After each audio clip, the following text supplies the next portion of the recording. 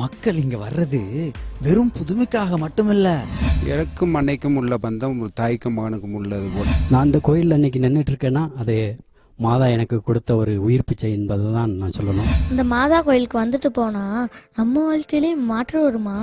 அன்னை கன்னிமரியால் எதை கற்றுக்கொள்ள நம்மை அழைக்கிறார் என்று சொன்னால், நம்ம விசுவாசத்தோடு கேட்டால் அன்னை சலைத்தன்னையிடம் கண்டிப்பாக கிடைக்கும்.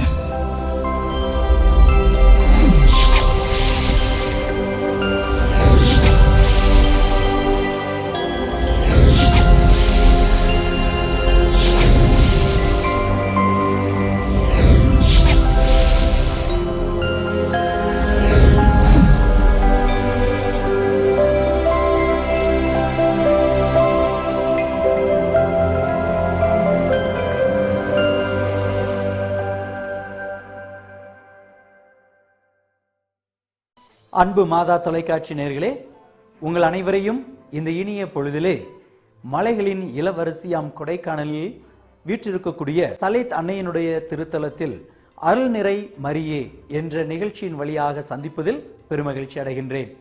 அன்று அன்னை மரியாள் கானா ஊர் திருமணத்தில் பணியாளர்களை பார்த்து இவர் சொல்வதையெல்லாம் செய்யுங்கள் என்று பணித்தது போல பிரான்ஸ் நாட்டில் இருந்த அந்த 2 சிறுவர்களுக்கும் அன்னை மரியாள் காட்சியளித்து நான் சொல்வதையெல்லாம் மக்களுக்கு எடுத்துச் சொல்லுங்கள் என்று சொல்லி இறைவன் மீது கொண்டிருக்கக்கூடிய அந்த நம்பிக்கையில் வேரூன்றவும் மனம் திரும்பி தொடர்ந்து ஜெபமாலை ஜெபிக்கவும் அழைப்பு விடுக்கின்றார். அதே போன்று இந்த நிகழ்ச்சியின் வழியாக நாமும் இறைவன் மீது கொண்டிருக்கக்கூடிய அந்த நம்பிக்கையில் வேரூன்றி முழுமையாக மனம் மாறி இறைவனோடு பயணிக்க முயற்சி செய்வோம். வாருங்கள், சலேத் அன்னையின் வழியாக இறைவனில் பயணிக்க நாமும் முயற்சி செய்வோமா?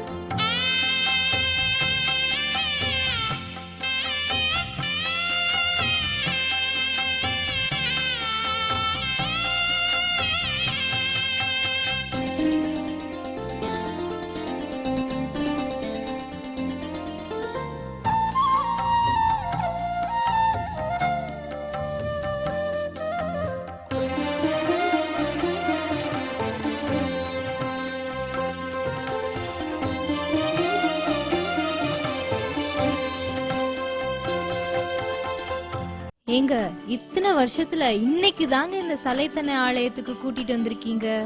ஆமா, சலைத்தன்னையோட திருத்தலம் வழியா நாம கடவுளுடைய ஆற்றல் விளங்குறது எப்படிங்கிறதையும் நம்ம இந்த திருத்தலத்தோட வரலாறு என்னங்கிறதையும் நம்ம பங்குசாமியார் சொல்றாரு, கேட்போமா?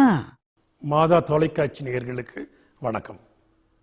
சலைத்தன்னையானது 1847 வருடம் செப்டம்பர் மாதம் 19ஆம் தேதி பிரான்ஸ் நாட்டிலே ஆல்ப்ஸ் மலையிலே சலேத் என்ற இடத்திலே 2 ஆடு மேய்க்கக்கூடிய சிறுவர்களுக்கு அன்னை மரியாள் காட்சி கொடுத்தாள்.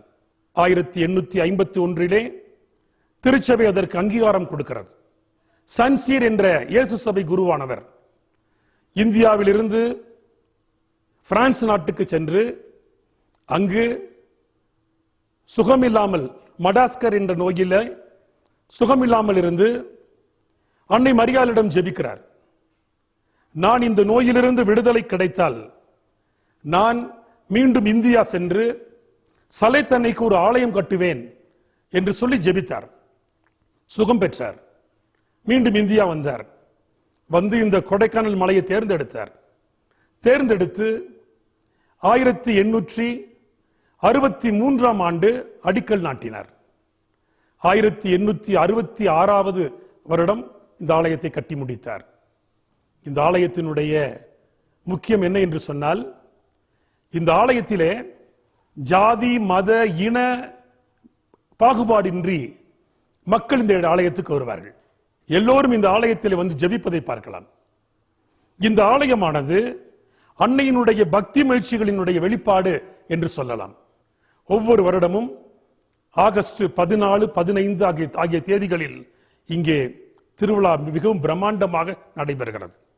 மக்கள் மடிப்பிச்சை ஏந்தி குழந்தை வரத்துக்காக பல்வேறுபட்ட தேவைகளுக்காக மடிப்பிச்சை எடுத்து வந்து இந்த ஆலயத்துக்கு காணிக்கை செலுத்துகிறார்கள். இந்த ஆலயம் 155 வருடங்கள் ஆகிய ஒரு பழமையான ஒரு ஆலயம். அன்னையினுடைய பக்தி முயற்சிக்கு வெளிப்பாடு இந்த ஆலயம். ஏங்க இந்த திருத்தலத்துல புதுமைகள் நிறைய நடந்திருக்கும்ல, அதனாலதான் மக்கள் அதிகமா வர்றாங்க, அப்படிதானே? ஆமா, நிறைய நடந்திருக்குது. மக்கள் இங்க வர்றது வெறும் புதுமைக்காக மட்டுமல்ல, மரியன்னை வழியா கடவுளோட உடனிருப்பை உணர்றதுக்காகவும் இங்க வர்றாங்க. உன்னோட கேள்விக்கான இந்த விடைய இங்க வந்திருக்கவங்ககிட்டயே நாம கேட்டு தெரிஞ்சுக்குவோம். மரியே வாழ்க. எனக்கு புதுமை நடந்ததுக்காக மட்டும் நான் ஆலயத்துக்கு வர்றதில்ல. இது எனக்கு ஒரு தாய் வீடு மாரி. அம்மா வீட்டுக்கு எப்படி சந்தோஷமா போறாங்களோ அதே மாரி நான் இங்க வரும்போதெல்லாம் நான் சலேத்து மாதான்றதை தாண்டி என்னோட அம்மாவை பார்க்க வரேன். எங்க அம்மாட்ட எல்லாத்தையும் என்னோட குறை நிறைகளை என்னோட சந்தோஷத்தை எல்லாத்தையுமே நான் பகிர்ந்துறதுக்கு எங்க அம்மாட்ட வந்துட்டு போறதா தான் நான் இன்னமும் உணர்றேன். இந்த ஆலயத்திற்கு வரும்போது அப்போ எல்லாம் பஸ் வசதிலாம் கிடையாது. இந்த பெரியோளத்துலேருந்து குறுக்கு பாதையில் ஏறி வருவாங்க. அந்த குழந்தைகளை தூக்கி தோள் மேலே வச்சுக்கிட்டு இந்த ஆலயத்துக்கு வரும்போது இந்த ஆலயமே நிறைஞ்சிருக்கும். இந்த இடம் பூராமே அவ்வளோ பெருமையாக இருக்கும். அந்த ஆலயத்தில் அவங்களுக்கு கேட்கக்கூடிய ஒவ்வொரு காரியத்தையும் இந்த அன்னை நடத்தி தந்திருக்காங்க. விவசாயமாக இருந்தாலும் சரி, நோயாக இருந்தாலும் சரி, திருமணமாக இருந்தாலும் சரி, குழந்தை பிறக்கலைன்னு சொல்லி கேட்டாலும் சரி, அத்தனை உதவிகளும் இந்த அன்னை சலைத்தன்னை அவங்களுக்கு கொடுத்து வரும்போது மறுவருடம் வரும்போது அவங்க விண்ணப்பமாக எழுதி கொண்டாந்து இங்கே வைக்குவாங்க. ரெண்டாவது வெள்ளி தகடில் அவங்க கை கால் சுகம் இல்லை, கண்ணு பார்வை சரியில்லை, என் உடம்புல இந்த மாதிரி வியாதி இருந்துச்சு அப்படின்னு வெள்ளி தகடில் கொண்டாந்து இந்த இடத்துல பதிக்கிறதையும் உண்டு. அந்த மாதிரி இந்த ஆலயம் பெருமை வாய்ந்த ஒரு ஆலயமாக நடக்குது. சலேத்தம்மா ஆலயத்துக்கு வருவதுக்கு காரணம் என்னன்னா, புதுமைக்காக மட்டும் இல்ல, அவங்க மேல உள்ள மிகுந்த நம்பிக்கைக்காகவும் பக்திக்காகவும் தான் முக்கியமா சலேத்தம்மாவை தேடி நாங்கெல்லாம் வரோம். மாதா எங்களுக்கு செஞ்ச புதுமைக்காக வேண்டி நாங்கள் கோயிலுக்கு வரல. அன்னைதினமும் திருப்பள்ளிக்கு வர்றது, மாதாவை பார்த்தா ஒரு மன நிம்மதி கிடைக்குது எங்களுக்கு. மலைகளை நோக்கி என் கண்களை உயர்த்திடு, எங்கிருந்து உனக்கு உதவி வரும் என்று சொன்ன திருப்பாடல் வசனத்துக்கு ஏற்ற மாதிரி நாங்கள் அன்னைதினமும் மாதாவை நினச்சி குடும்ப ஜபத்திலையும் ஜபம் பண்ணுறது உண்டு. அன்னைதின திருப்பள்ளியிலையும் மாதாவை நினச்சி நாங்கள் வேண்டிக் கொள்றதும் இருக்கு. நாங்கள் ஒவ்வொரு தடவையும் இந்த ஆலயத்திற்கு வரும்போது அன்னையினுடைய பக்தியை நிறைவாக பெற்றுக்கொள்கிறோம். அது இல்லாமல் அன்னையோட பாதுகாப்பும் எங்களோடு இருக்கிறது என்பதை நன்கு உணர்கின்றோம். நான் இந்த கோயிலில் அன்னைக்கு நின்றுட்டு இருக்கேன்னா அது மாதா எனக்கு கொடுத்த ஒரு உயிர் பிச்சை என்பதை தான் நான் சொல்லணும். ஏன்னா எனக்கு நடந்த ஒரு மிகப்பெரிய விபத்திலிருந்து மாதா என்னை காப்பாற்றினாங்க. அது எப்படின்னீங்கன்னா, ஒரு மிகப்பெரிய பைக் ஆக்சிடென்ட் நடந்தது. அந்த ஆக்சிடென்ட் நடக்கும்போது ஒரு 10 அடிக்கு நான் தூக்கி எறியப்பட்டேன். நான் போட்டிருந்த ஹெல்மெட்டே இரண்டாக உடைந்து போயிட்டு. நான் நினச்சேன் அவ்வளோதான், எனக்கு ஏதோ நடந்திருக்கும், ஏதோ ஒரு உடம்புல ஏதாவது ஒரு கோளாறு, கண்டிப்பாக எனக்கு இவ்வளோ பெரிய ஆக்சிடெண்ட் அது ஏதாவது நடந்திருக்கும்னு நினச்சேன். ஆனால் நான் எந்திரிச்சு பார்க்கும்போது எனக்கு எந்த ஒரு காயமோ எந்த இதுவுமே ஏற்படலை. அது மாதாவனோட உடன் இருப்பு இருக்குது என்பதை நான் நன்கு உணர்கின்றேன். நாங்கள் இந்த ஆலயத்துக்கு வருவது அன்னை மேல் உள்ள பக்திக்காக. அவர் அன்னையிடம் வேண்டின நிறைய காரியங்கள் எங்கள் குடும்பத்திற்கு நிறைவேறி உள்ளது. அவர் ஓட்டுநர், டாக்ஸி டிரைவர். மாதாவுடைய அற்புதம் என்னுடைய ஒய்ஃப் முடியாமல் இருந்துச்சு, அவங்கள காப்பாற்றி கொடுத்துருக்காங்க, நல்லபடியாக இருக்காங்க. நான் டெய்லி பார்த்துட்டு பாலத்தை தொட்டு கும்பிட்டு தான் நான் போயிட்டுருக்கேன். என்னுடைய தொழில், என் பிள்ளை குட்டி நல்லா இருக்காங்க. அற்புத தாய். என் பேர் ஜெயா. நாங்கள் தஞ்சாவூர் மாவட்டம் பட்டுக்கோட்டையிலேருந்து வந்துட்டுருக்கோம். நாங்கள் திருமணமாகி ஒரு வருடத்தில் வந்து ஹனிமூன் ட்ரிப்காக நாங்கள் இங்கே வந்தோம். நிறைய பேர் சொன்னாங்க இது மாதிரி சலைத் மாதா கோயில் இருக்கு, ரொம்ப சக்தி வாய்ந்த மாதா, நீங்க போய் பார்த்துட்டு சாமி கும்பிட்டு போங்கன்னும். நாங்கள் ஊருக்கு போற வழின்னு வந்து சாமி கும்பிட்டுட்டு எங்களுக்கு ஒரு குழந்தை பாக்கியம் கொடுங்கம்மான்னு வேண்டிட்டு போனோம். அதே மாதிரி எங்களுக்கு போன அடுத்த மாசமே குழந்தை உருவாகி இப்போ என் குழந்தைக்கு 1 வயசு ஆக போகுது. அதுக்கு நன்றி சொல்ற விதமா நாங்க வந்தோம். நாங்க இன்னைக்கு காலையில ஒரு 8 மணிக்கு தான் வந்து இறங்கணும். உடனே இங்கே தான் வந்திருக்கோம். ஃபர்ஸ்ட் இந்த கோயிலுக்கு அம்மாவுக்கு நன்றி சொல்றதுக்காக வந்திருக்கோம். அதே மாதிரி என்னோட தங்கச்சி இவங்களுக்கு கல்யாணம் ஒரு 1 மந்த் தான் ஆகுது. நீங்க எங்களோட வாங்க, கண்டிப்பா உங்களுக்கு குழந்தை பாக்கியம் இருக்குன்னு சொல்லி கூட்டிட்டு வந்திருக்கோம். அம்மாவுக்கு நன்றி சொல்றதுக்காக வந்திருக்கோம். அடேங்க அப்பா, எத்தனை புதுமைங்க. அப்புறம் சும்மாவா, பிரான்ஸ் நாட்டுல இருக்கிற கோரூர்ங்கிற ஊர்ல இருந்து 60,000க்கும் மேற்பட்ட மக்கள் சலைத்தன்னை காட்சி கொடுத்த இடத்துல நேர்ச்சியா நடந்தே போய் தன்னுடைய பக்தியை வெளிப்படுத்தினாங்க. ஓ அப்படியா? அப்ப அதே மாதிரி இங்கேயும் நேர்ச்சலா வைக்கிறாங்களா? ஆமா ஆமா, இங்க உள்ள வழக்கம் வேண்டுதல் நிறைவேறின உடனே மடிப்பிச்சை எடுத்து அத மாதாவுக்கு காணிக்கையா செலுத்துவாங்கப்பா. மடிப்பிச்சையா? எங்க பிச்சை எடுக்கிறது கொஞ்சம் அவமானமா இல்ல? அப்படி நினைக்காம ஈகோவும் இல்லாம தாழ்ச்சியோட மாதா வழியா கடவுள் எனக்கு உயிர் பிச்சையையும் இந்த குழந்தை பாக்கியத்தையும் கொடுத்திருக்காங்க அப்படிங்கிற ஒரு எண்ணத்தோட தான் இந்த திருத்தலம் முன்னாடி நின்னு எல்லாரும் மடிப்பிச்சை எடுத்து காணிக்கை செலுத்துறாங்க. என்னங்க சொல்றீங்க? சரி வாங்க, இங்க வந்திருக்க மக்கள் கிட்டயே நேர்ச்சியை பத்தி என்னன்னு கேட்டு பாப்போம். கடந்த ஆண்டு என்னோட கணவருக்கு ரொம்ப முடியாமல் அதே சலைத் மாதா திருவிழா அன்னைக்கு பூசையில் நின்றுட்டு நாங்கள் வீட்டுக்கு போனதுக்கப்புறம் ரொம்ப ஃபீவர் ஜாஸ்தியாகி இந்த நாளில் கூட அவங்க ஃபுல் ரெஸ்ட்டில் தான் இருந்தாங்க. என்ன ஃபீவர்னே சொல்லாமல் டாக்டர்ஸ்லாம் டைஃபாய்டு டெங்கு அப்படின்லாம் சொல்லி ரொம்ப பயமுறுத்திட்டு இருந்தாங்க. அவங்களால ஃபீவர் குறைஞ்சாலும் தலைவலி குறையாமே ரொம்ப மோசமான நிலைமையில் சாப்பாடு கூட அவங்களால எடுக்க முடியாமல் லிக்விட் ஐட்டமாக தான் போயிட்டு இருந்துச்சு. அப்போ நான் அம்மாட்ட அவங்கள விட்டுட்டு வந்து நான் மடிக்காணிக்கை எடுத்து அம்மாட்ட நீங்கள் தான் எனக்கு திருப்பி என் கணவரை கொடுக்கணும், எத்தனை டாக்டர்ஸு எத்தனை மருத்துவர் இருந்தாலும் எனக்கு மருத்துவருக்கெல்லாம் மேலான மருத்துவர் நீங்கள் தான், நீங்கள் எனக்கு பிச்சையாக என் கணவரை கொடுக்கணும்னு சொல்லி ஜெபம் பண்ணிட்டு நான் போனேன். அதே பத்திரம் கொண்டு காட்டு ஹாஸ்பிட்டலில் கொண்டு போய் வச்சுட்டு ஒரு 10 நாளாக அதை அட்மிட் பண்ணணும்னு சொன்னாங்க. அதுக்கப்புறம் ஆனால் அவங்க டாக்டர்ஸ் வந்து 3 நாளில் எனக்கு டிஸ்சார்ஜ் பண்ணி என் கணவரை திருப்பி எனக்கு கொடுத்துருக்காங்க. அந்த நன்றியை நான் ஒரு நாள் மறக்கேன். என் ஆயுசு இந்த ஜென்மம் பத்தாது எனக்கு நன்றி சொல்றதுக்கு. அதே போல் அந்த நான் அம்மாவோட மகனுக்கு இறைப்பணியை தொடர்ந்து செய்யணும்னு என் மகனை நான் அர்ப்பணிச்சிருக்கேன். என்னுடைய மகளுக்கு வந்து பிரசவ காலத்தில் வந்து மாத்திரைகள் சரியாக கொடுக்காதனால 2 கிட்னியும் ஃபங்க்ஷன் இல்லாமல் போயிடுச்சு. கல்லீரல் ஹெவி மஞ்சக்காமலில் வந்து 2 பேர்த்தையும் உயிர் காப்பாற்ற முடியாத நிலைமையில் இருக்கும்போது மாதாட்ட நான் நேர்ந்துக்கிட்டே, மாதாவே என் பிள்ளையை காப்பாற்றி கொடுங்கன்னு நான் நேர்ந்துக்கிட்டேன். உடனே மாதா ஒரு ஆபத்து இல்லாமல் 2 பேரையும் உயிரோடு காப்பாற்றி கொடுத்து இன்றைக்கி நல்லபடியாக இருக்கிறாங்க. அதனால் வருஷம் நாங்கள் இங்கே வந்து மடிப்பிச்சை எடுத்து மாதாவுக்கு நாங்கள் காணிக்கை செலுத்துவோம். மாதா இவ்வளோ நாள் எங்களை ரொம்ப நல்லபடியாக நல்ல ஒரு பெரிய நிலைமையில் கொண்டாந்து வச்சுருக்கிறாரு. அதுக்காக கொடான கோடி சலைத் மாதாவுக்கு நன்றி செலுத்துகிறோம். மரியே வாழ்க. நான் சலைத் மாதாவுடைய அருளும் அன்பும் எங்கள் குடும்பத்துக்கு என்றைக்குமே வந்து நிறையா இருக்குது. அதை நாங்கள் நிறையா விதத்தில் நாங்கள் வந்து உணர்ந்திருக்கோம். உதாரணமாக என்னுடைய மனைவி வந்து நான் திருமணமான முதல் ஒரு 11வது நாள் வந்து என்னுடைய மனைவிக்கு வந்து சுத்தமாக நடக்க முடியாமல் படுத்த படுக்கை ஆயிட்டாங்க. அப்போ வந்து நாங்கள் மருத்துவர்கிட்ட கொண்டு போனப்போ அவங்க சொன்னாங்க, இந்த மாதிரி அவங்களுக்கு இனிமேட்டு எப்பயுமே வந்து நடக்க முடியாது, ஸ்பைனல் கார்டில் வந்து பெரிய ஓட்டை ஒன்று விழுந்துருச்சு அப்படின்னு சொன்னாங்க. உடனே நாங்கள் வந்து மாதாட்ட நினச்சி இந்த வந்து பிரச்சனை வந்து சீக்கிரத்தில் வந்து எங்களுக்கு எந்தவித பிரச்சனையும் இல்லாமல் மாதாவுடைய அருளால் நல்லபடியாக குணமாகணும்னு சொல்லி நாங்கள் மாதாட்ட வந்து நேர்ச்சி வச்சோம்.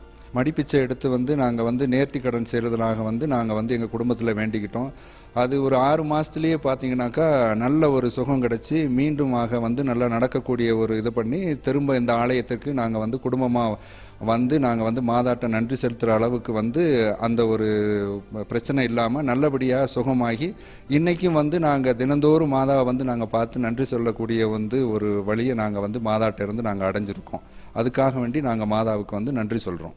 நான் வந்து சலைத் அம்மாவுக்காக ப்ரேயர் எழுதுவேன் நோட்டில். அப்புறம் வந்து ஒருசந்தி இருப்பேன், செவ்வாய் வெள்ளி ஆனால் ஒருசந்தி இருப்போம். அதுக்கப்புறம் நான் தனிப்பட்ட முறையில் வந்து புதன்கிழமை ஆனால் அம்மாவுக்கு வந்து விளக்கு போடுவோம்.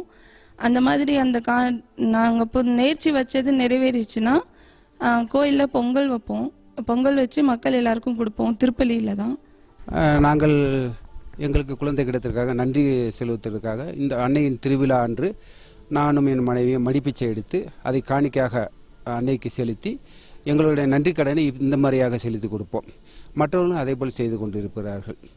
எனக்கு இப்பவே உடம்பெல்லாம் புல்ல இருக்குதுங்க. உண்மையாவே மாதாவோட பக்தி இங்க நிறைய நிறைஞ்சிருக்கிறத நிரூபிச்சிட்டாங்க. பிரான்ஸ் நாட்டுல மாதா காட்சி கொடுத்த 5 வருஷத்துல 200க்கும் மேற்பட்ட புதுமைகள் நடந்துச்சான். அதுக்கெல்லாம் மக்கள் நன்றி சொல்லும் விதமா தம் பிள்ளைகளுக்கு எல்லாத்துக்கும் அவங்க பேரையே வச்சாங்க. அவ்வளவு ஏன், உங்க அப்பாவுமே உனக்கு சலேத்துன்னு பேர் வச்சதும் நம்ம கொடைக்கானல் சலேத் மாதா கிட்ட வேண்டி கேட்டதுனால தானே? அட ஆமாங்க, அது உண்மைதான். அப்ப இந்த திருத்தலத்துக்கு வர்றவங்களும் சலேத் மாதாவோட பெயரை வச்சு நன்றிய வெளிப்படுத்துறாங்களா? அம்மா, இத பத்தி நான் சொல்றதை விட திரியாத்திரைகள்லாம் சொல்றத கேட்டுப்பாரு. எந்த வித மத வேறுபாடு இன்றி எல்லாம் ஒத்துமையா இருந்து தான் இங்க வந்து திருவிழா எடுப்போம் நாங்க. அந்த காரணத்தாலேயே இங்க வர மக்கள், நீங்க வரும்போது பார்த்துருந்துருப்பீங்க, வண்டிகள்லயும் சரி கடைகளுக்கும் சரி அம்மாவோட பேர் தான் வச்சிருப்பாங்க. லாசலைத் என்டர்பிரைசஸ் அறக்கட்டளை, வண்டிகளுக்கு எல்லாமே லாசலைத் அப்படின்னு சொல்லி நிறைய இது வச்சிருப்பாங்க. இது வந்து எங்களோட ஒற்றுமையை காட்டும், கொடைக்கானல் மக்களோட ஒற்றுமையை காட்டும். இந்த மாதிரி பார்க்கும்போது எங்க ஒற்றுமையை வந்து மாதா வழியாக எங்களுக்கு அந்த ஒற்றுமை வந்து எங்களுக்கு கிடைச்சிருக்கு. அதை நாங்கள் முழுசா உணர்றோம், எங்க ஊர் மக்கள் எல்லாருமே. எனக்கும் அன்னைக்கும் உள்ள பந்தம் ஒரு தாய்க்கும் மகனுக்கும் உள்ளது போல். நான் என்ன நினைத்து வேண்டி கேட்டுக்கொள்கிறேனோ அதை எனக்கு செய்து தருவார். குறிப்பாக எனக்கு திருமணமாகி ஒரு 2 ஆண்டுகள் குழந்தை இல்லாமல் இருந்தது. அதற்கு அன்னையிடம் வந்து நான் பரிந்துரை செய்து வேண்டினேன். உடனே எனக்கு ஒரு அருமையான பெண் குழந்தையை கொடுத்தால் அதற்கு சாட்சியாக எனக்கு என்னோட மூத்த குழந்தைக்கு சலேத் அமிர்தவர்ஷினி என்றும் இளைய மகளுக்கு சலேத் இளையதர்ஷினி என்றும் அதற்கு நான் பெயர் சூட்டி அன்னைக்கு நான் அதை காணிக்கையாக சமர்ப்பித்தேன். இங்கே கொடைக்கானலில் பார்த்தீங்கன்னா முக்கால்வாசி ட்ராவல்ஸு இது பூராமே லாசலேத் ட்ராவல்ஸ் அந்த மாதிரி தான் இருக்கும்.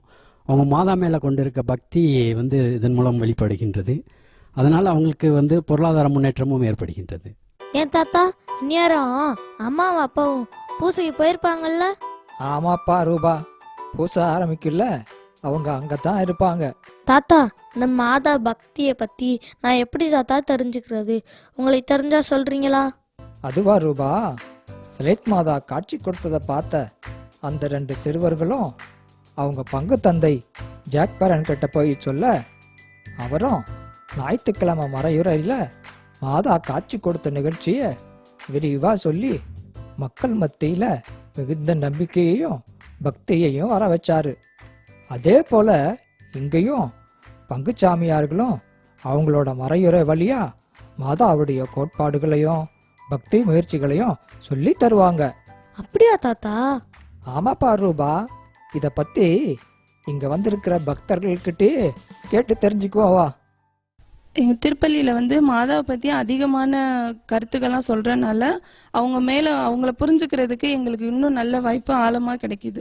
மறை இறையை சிறப்பாக எங்களுக்கு அளித்துக் கொண்டிருக்கிறார்கள். மற்றும் அன்பியங்கள் வாயிலாக அருட்சோதரிகள் மூலமாகவும் அன்னையை பற்றிய சிறப்புரை எங்களுக்கு அளித்துக் கொண்டார்கள். அது எங்களுக்கு அதிக நம்பிக்கை ஊட்டுகிறது. அதை பற்றி நாங்களும் மற்றவர்களும் எடுத்துக் கூறுவதற்கு அது ஒரு உந்துதலாக இருக்கிறது. அதற்கு பங்கு தந்தைகளும் அருட்சோதரிகளும் முக்கியமாக காரணமாக இருக்கிறார்கள். நான் இங்கு சலேத்தன்னை திருத்தலத்திற்கு ஒவ்வொரு முறை திருப்பலி காண வரும்பொழுது இங்கு இருக்கும் தந்தையர்கள் ஆற்றக்கூடிய மறையுரை எனக்கு ஆழமான சிந்தனைகளை தரக்கூடியதாகவும் அதன் மூலம் நான் என்னுடைய பக்தியிலும் விசுவாசத்திலும் வளரக்கூடிய ஒரு நல்ல வாய்க்காலாக அந்த சிந்தனைகள் எனக்கு அமைகிறது. அது என்னோடு மட்டும் நிறைவு பெறுவதல்ல, மாறாக நான் எங்கெல்லாம் செல்கிறேனோ அங்கு அன்னையை பற்றிய ஆழமான சிந்தனைகளை மக்களிடம் எடுத்து சென்று அதன் மூலம் அவர்களும் விசுவாசத்திலும் பக்தியிலும் வளர எனக்கு இது உறுதுணையாக அமைகிறது. தாத்தா, கோயில்ல 2 சைடும் கதிர் பாத்திரங்கள் மாதிரி இருக்குல்ல தாத்தா, அதை ஏன் எல்லாரும் தொட்டு தொட்டு கும்பிடுறாங்க? அது என்ன தாத்தா? அதுவா ரூபா, அது புனித பண்டம்னு சொல்லுவாங்க, அருளிக்கம்னு சொல்லுவாங்க. புனிதர்கள் பயன்படுத்திய பொருட்களை ஒரு பக்தி முயற்சியின் அடையாளமா வச்சிருப்பாங்க. மாதா சுரூபத்துல கூட பாரு, ஆடு மேய்ச்ச அந்த 2 சிறுவர்களுக்கு மாதா காட்சி கொடுத்த போது அவங்க தலையில முள் கிரீடமும் கையில இடப்பக்கம் சுத்தியலும் வலப்பக்கம் கொரடும் இருக்கிறத பார்த்தாங்க. அத இயேசுவோட துன்பத்தின் அடையாளமா மாதா காண்பிச்சு நம்ம எல்லாரும் மனம் மாறணும்னு சொன்னாங்க. அப்படியா தாத்தா? இங்க இருக்க புனித பண்டமெல்லாம் இத பத்தியும் இங்க வந்திருக்கிற பக்தர்கள்கிட்டயே கேட்டு தெரிஞ்சுக்குவோம். நிறையா புனிதர்களோட இது பண்டங்கள்லாம் வச்சுருக்காங்க. அவங்க அதை வந்து நம்ம தொட்டு நம்ம ப்ரேயர் பண்ணும்போது இன்னும் மாதாட்டையும் அவங்களோட மகன் ஏசப்பாட்டையும் நம்ம நெருங்கி போகிறதுக்கு ஒரு சந்தர்ப்பமாக எங்களுக்கு அமைஞ்சிருக்கு. ஒவ்வொரு முறையும் அந்த அருளிக்கத்தை நம்ம வந்து தொட்டு வணங்கக்குள்ள அந்த புனிதர்களுடைய ஒரு அருளையும் அதன் மூலியமா வந்து மாதாவினுடைய ஒரு அருளையும் நாங்கள் நிறைவாக கிடைக்கிறதாக நாங்கள் வந்து உணர்றோம். அதை ஒவ்வொரு முறையும் நம்ம வந்து தொட்டு வணங்கக்குள்ள மாதாவினுடைய பாதங்களை நம்ம தொட்டு வணங்குற மாதிரி ஒரு உணர்வை வந்து நாங்கள் வந்து உணர்றோம். அதை ஆலயத்துக்குள்ள இந்த இடத்துல பள்ளம் விழுந்துருச்சு.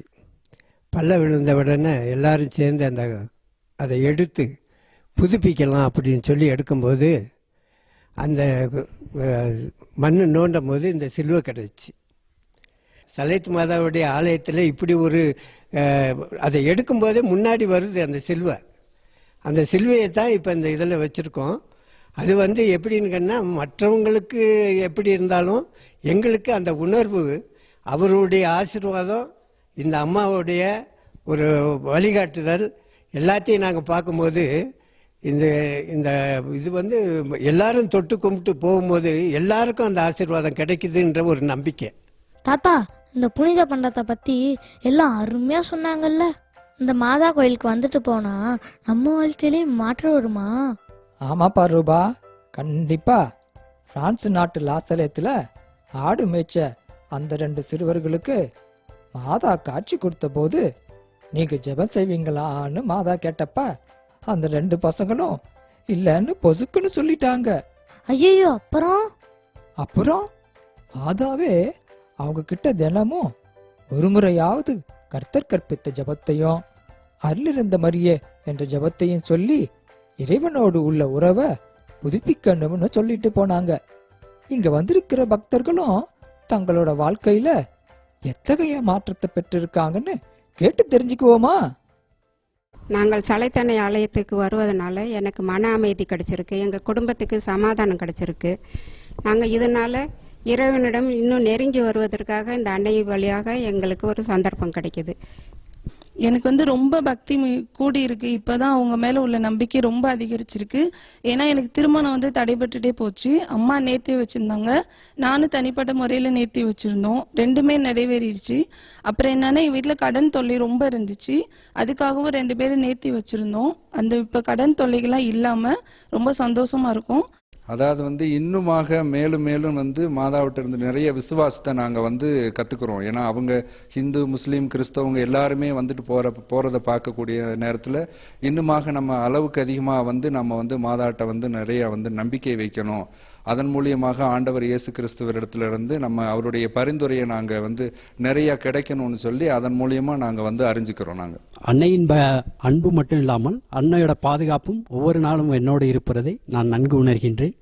அதன் மூலமாக என்னுடைய பக்தியையும் நான் வளர்த்துக் கொள்கின்றேன். நிறைய ஆசீர்வாதங்கள் இந்த அம்மா வழியில் நான் பெற்றிருக்கேன்.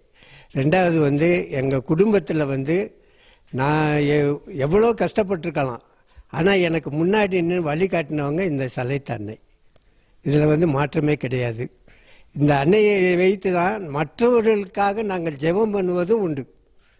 நான் மட்டும் நல்லா இருக்கக்கூடாது, மற்றவங்களும் நல்லா இருக்கணும் என்ற ஒரு எண்ணமும் எங்கள் உள்ளத்தில் இருக்குது. அன்றையிடம் வந்து நம்மளுக்கு கேட்டது நிறைவேறிவிட்டால் அவர்களுக்கு பக்தி குறைய வாய்ப்பில்லை.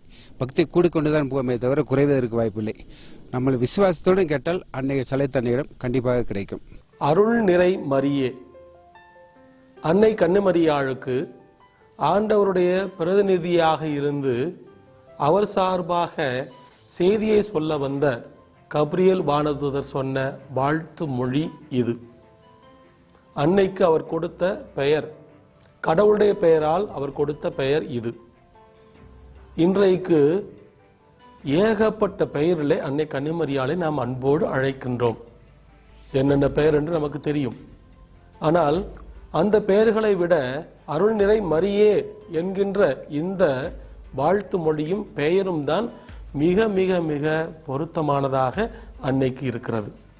இந்த அன்னை இந்த பெயருக்கு ஏற்றவர் என்பதை கடவுள் கண்டுணர்ந்ததனால் இந்த பெயரை கொடுத்தார்.